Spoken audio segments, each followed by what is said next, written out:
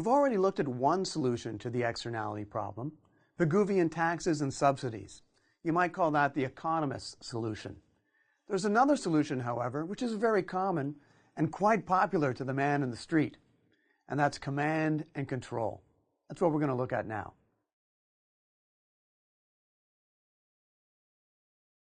Command and control is pretty much what it sounds like. The government says, you cannot do this, or you must do this.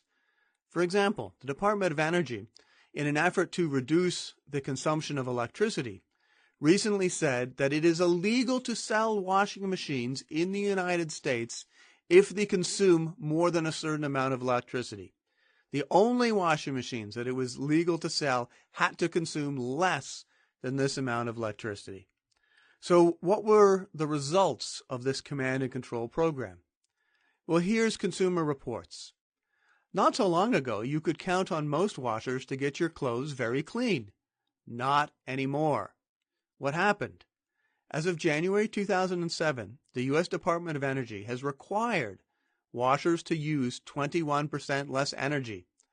But our tests have found that traditional top loaders, those with the familiar center post agitators, are having a tough time wringing out those savings without sacrificing cleaning ability. So the government said you have to use 21% less energy. But if things were that easy, everyone would do them. There are trade-offs everywhere. And by requiring the washing machines to use less energy, the trade-off is they didn't clean so well. Now, eventually, the technology has gotten better and will get better, and perhaps this will be possible.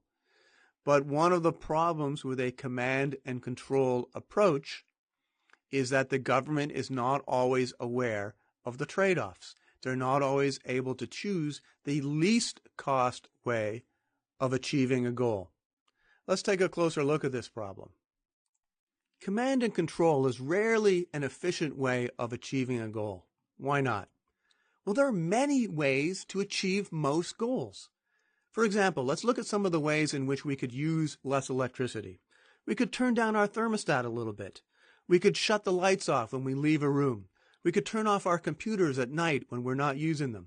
We could use more solar power. Firms, which use a lot of electricity, have many, many different ways to use less by adjusting their production processes. Now, if we want to cut back electricity consumption by, say, 10%, we want to cut back on the 10% of electricity uses which are least valuable. We want to reduce electricity use in the way which is least costly. The problem is, out of all of the millions and perhaps billions of ways of reducing electricity, is government going to choose to command and control us to reduce electricity in the least cost way? Probably not. Government simply does not have enough information to order the least costly method of reducing electricity consumption. Now let's compare command and control with an alternative method, a tax on electricity. A tax on electricity would allow the users, would give them flexibility to find the lowest cost ways to reduce their use of electricity. If a tax of, let's say, a few percentage points would reduce electricity consumption by exactly the same amount as the command and control approach, the difference is that each one of us would look at the higher price of electricity and would choose, based upon our different circumstances and knowledge and flexibility, which ways we could reduce electricity in the least cost. Some of us would turn down lights. Some of us would turn down thermostats. Some firms would change their production processes a lot.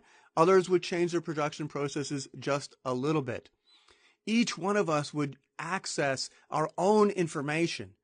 And in this way, with much, much, much greater flexibility, we could reduce electricity consumption by exactly the same amount as the command and control approach, but we would do so at much lower cost because each user of electricity would have the flexibility to choose the least cost ways of doing it.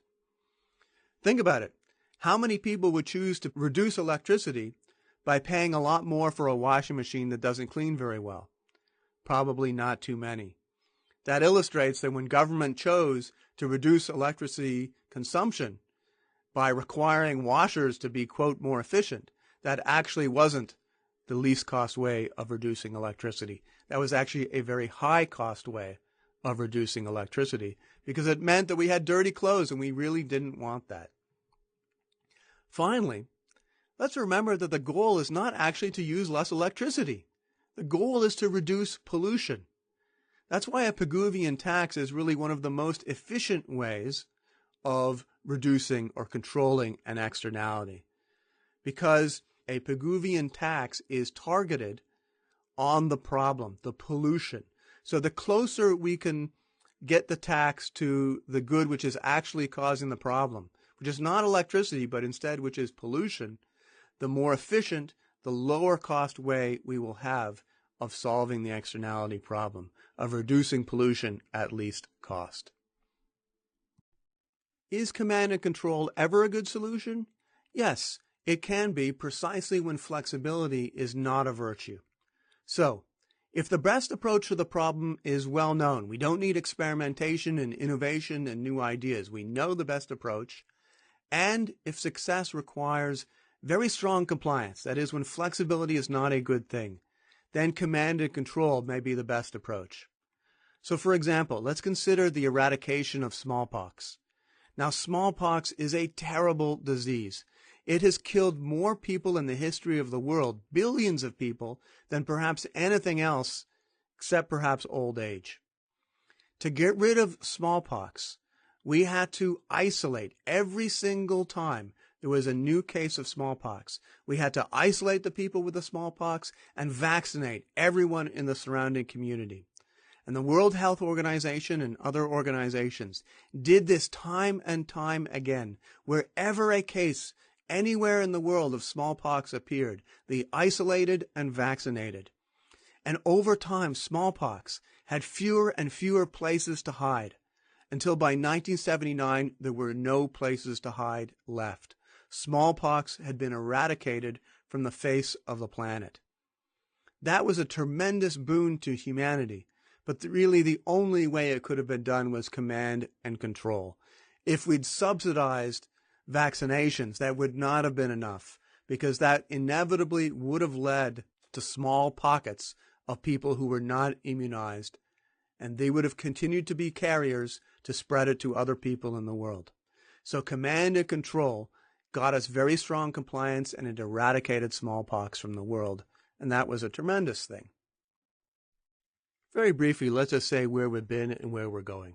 We've been looking at solutions to externality problems, and so far we've looked at two: Pigouvian taxes and Pigouvian subsidies, Pigouvian taxes for external costs and Pigouvian subsidies when there are external benefits, and command and control. The next thing we want to do is look at the Coase theorem and private solutions to externality problems. It turns out that we've been a little bit too pessimistic. There can be some market or private solutions to externality problems in certain circumstances, and that's covered by the Coase theorem. The last thing we're going to do is look at tradable allowances.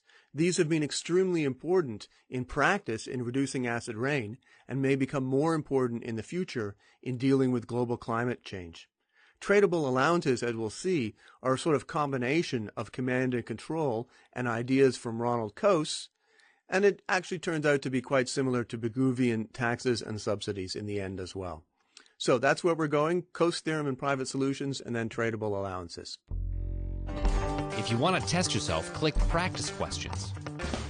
Or if you're ready to move on, just click Next Video.